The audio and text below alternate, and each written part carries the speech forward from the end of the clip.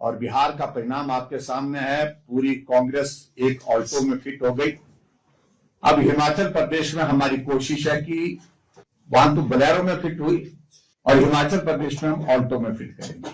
उनके मुख्यमंत्री जी की प्रिय गाड़ी ऑल्टो है, उसी गाड़ी में पूरा विधायक दल उनका जाए, इस बात को सुनिश्चित करने के लिए भारतीय जनता पार्टी कोशिश करेगी कि हिमाचल प्रदेश में कांग्रेस पार्टी के 3 साल के कार्यकाल पर ये जो जश्न का विषय है, ये किसी के भी गले नहीं उतर रहा है। प्रदेश आपदा के दौर में है। डिजास्टर एक्ट हिमाचल प्रदेश में लागू आज की तारीख में है और उस डिजास्टर एक्ट की आड़ में हिमाचल प्रदेश में चुनाव पंचायती राज संस्थाओं के, नगर परिषदों के, नगर पंचायतों के स्थगित करने की कोशिश की जा रही है। लेकिन 3 साल का जश्न लाजमी है, उसके बिना नहीं रहा जा सकता है। आदरणीय अध्यक्ष जी ने जो जैसे कहा कि आर्थिक बदहाली का दौर इस कदर हिमाचल प्रदेश में है कि ट्रेजरी पर 10,000 रुपए से ज्यादा रिलीज करने पर रोक ले। कर्मचारियों को सैलरी नहीं मिल पा रही है, पेंशनर्स को पेंशन नहीं, और बुढ़ापे में जब कर्मचारी रिटायर होता है, बीमारियां लग जाती हैं, उनको मेडिकल रिम्बर्समेंट का पैसा नहीं, बेरोजगारों को रोजगार नहीं। उल्टा हिमाचल प्रदेश में हजारों की संख्या में जिन आउटसोर्स कर्मचारियों को नौकरियां दी गई थी परिवार को पालने के लिए, उनको काम से हटा दिया गया। 3 साल के कार्यकाल में अगर हम कांग्रेस के नेताओं से पूछें कि एक योजना का जिक्र करिए जो लोगों के जुबान पर है, लोगों के जहन में है, तो बोलने की स्थिति में नहीं। जनता की तो बात छोड़िए,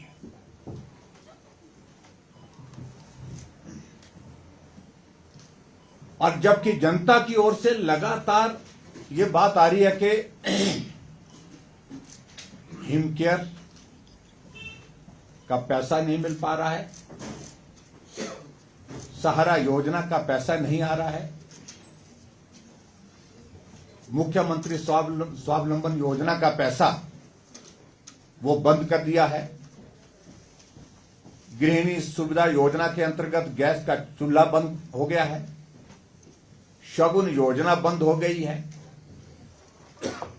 जनमंच बंद हो गया है।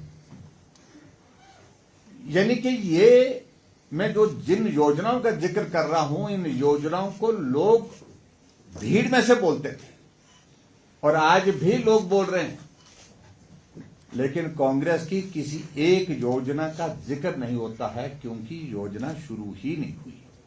तो प्रश्न आदरणीय अध्यक्ष जी ने जो उठाया है, डॉक्टर राजीव बिंदल जी ने, तो जश्न किस बात का? अगर जरा भी लज्जा है वर्तमान कांग्रेस की सरकार को, मैं समझता हूं कि उनको यह फैसला वापिस लेना चाहिए, पुनः विचार करना चाहिए। और इसलिए भारतीय जनता पार्टी ने 3 साल के कांग्रेस पार्टी के कार्यकाल पूरा होने पर विधानसभा का जो हमारा शीतकालीन सत्र धर्मशाला में जो होने वाला है, उस दौरान 4 तारीख को एक विराट प्रदर्शन रखा है, जहां जनहित के मुद्दे, जन विरोधी जो फैसले सरकार, उन तमाम मुद्दों पर बात होगी। और बिहार का परिणाम आपके सामने है। पूरी कांग्रेस एक ऑल्टो में फिट हो गई। अब हिमाचल प्रदेश में हमारी कोशिश है कि वहां तो बोलेरो में फिट हुई और हिमाचल प्रदेश में हम ऑल्टो में फिट करेंगे, क्योंकि मुख्यमंत्री जी की प्रिय गाड़ी ऑल्टो है, उसी गाड़ी में पूरा विधायक दल उनका जाए, इस बात को सुनिश्चित करने के लिए भारतीय जनता पार्टी कोशिश करेगी और बाकी विषयों पर मुझे लगता है कि विषय आगे है, पर्याप्त है। बहुत बहुत धन्यवाद। धन्यवाद जी। एक मुझे थोड़ा ऐड करना है। इस प्रदर्शन के आयोजन को लेकर एक प्रदेश स्तरीय कमेटी का गठन किया है, जिसके प्रभारी के रूप में भारतीय जनता पार्टी के वरिष्ठ नेता आदरणीय विपिन सिंह परमार जी प्रभारी रहेंगे। सह प्रभारी हमारी पार्टी के उपाध्यक्ष श्री बिहारी लाल जी, सह प्रभारी हमारी पार्टी के उपाध्यक्ष और वरिष्ठ विधायक आदरणीय पवन काजल जी, सह प्रभारी के रूप में हमारी पार्टी के पूर्व में प्रदेश के महामंत्री रहे, अभी प्रमुख प्रवक्ता श्री त्रिलोक कपूर जी, और हिमाचल प्रदेश के वरिष्ठ नेता भारतीय जनता पार्टी के माननीय विधायक श्री सुधीर शर्मा जी। ऐसे 5 लोगों की, वरिष्ठ लोगों की एक टीम है जो अगले कुछ दिनों में इस सारी योजना का संचालन करेगी और पूरे प्रदेश से जनप्रतिनिधि जोरावर सिंह स्टेडियम पहुंचकर जनता की आवाज को बुलंद करेंगे।